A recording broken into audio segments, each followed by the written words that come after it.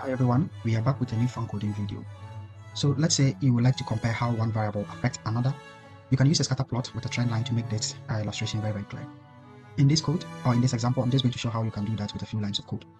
You will use the Seaborn library, so you should always have it installed.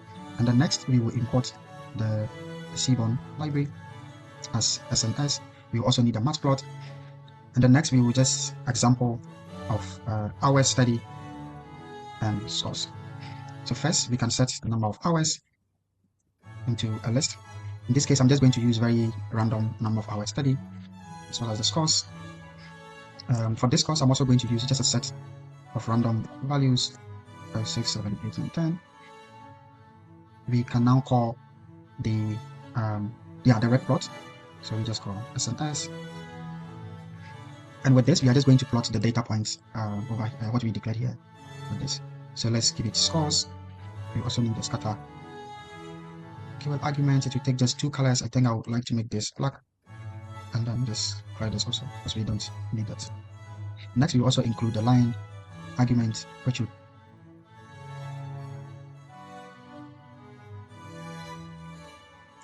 So in this illustration, you can see that the more hours you study, the higher your score will become. But you can also see the importance of the trend line because we are able to detect an outlier already.